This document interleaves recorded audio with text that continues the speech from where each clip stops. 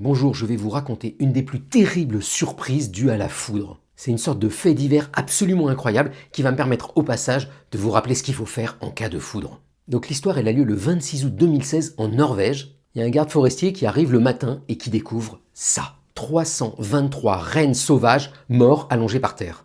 Et quelques temps avant, il y avait eu un orage très violent. Alors bien sûr, on pense à la foudre, mais comment est-ce que la foudre pourrait tuer simultanément 323 rennes? En fait, les rennes sont morts parce qu'ils ont 4 pattes. Ce qui s'est passé, c'est que quand la foudre a tapé, donc les rennes ils étaient là, en troupeau, réunis, et la foudre elle n'a pas tapé sur les rennes, elle a tapé sur le sol. Mais le sol est conducteur, et encore plus quand il est humide. Donc la foudre rentre dans le sol, avance le long du sol, et là elle arrive au niveau d'un renne. Et donc la règle pour la foudre, c'est de choisir à chaque fois le meilleur chemin électrique. Et il se trouve qu'un renne, c'est plus conducteur que le sol. Donc la foudre, elle va remonter par une patte du renne depuis le sol.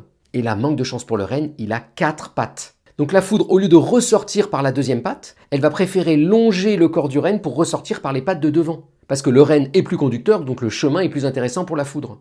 Et en traversant le corps du renne, elle va l'électrocuter. Alors bizarrement, ce drame va quand même apprendre un truc aux chercheurs, je vais vous raconter juste après, c'est assez étonnant. Mais juste avant, ce drame, il nous rappelle quand même quoi faire en cas d'orage. La foudre, souvenez-vous, elle cherche à passer par l'endroit le plus conducteur et le plus pointu. Donc si un orage se déclenche autour de vous, bon premier truc, si possible, rentrez chez vous. Et si vous pouvez pas, déjà écartez-vous de tous les objets métalliques. Donc les pylônes, les tuyaux, les clôtures, les vélos, et même le parapluie. Prenez surtout pas un parapluie ouvert au-dessus de vous. Et puis il y a d'autres trucs moins conducteurs, mais qui sont quand même conducteurs, notamment l'eau. Donc si vous êtes dans l'eau, vous sortez immédiatement. Et fuyez aussi les arbres isolés, parce que c'est des très bonnes pointes pour récupérer la foudre. Et puis dernier cas de figure, imaginez que vous êtes là seul au milieu d'un grand champ ou d'une grande plaine. Alors là vous pourriez vous dire, attention, c'est moi l'objet pointu donc je vais m'allonger au sol. Mais souvenez-vous des rennes.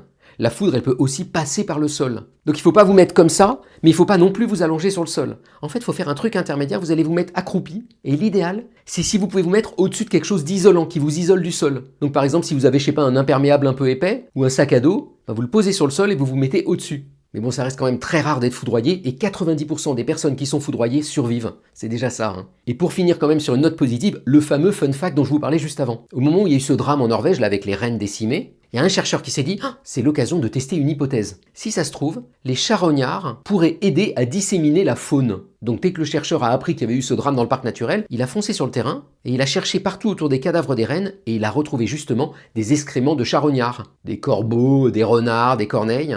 Et en analysant ces excréments, il a effectivement découvert dedans des graines, notamment de camarine noire. Autrement dit, à quelque chose malheur et bon. La présence des cadavres a attiré les charognards qui, au passage, sans s'en rendre compte, ont planté des nouvelles plantes autour d'eux à travers leurs excréments.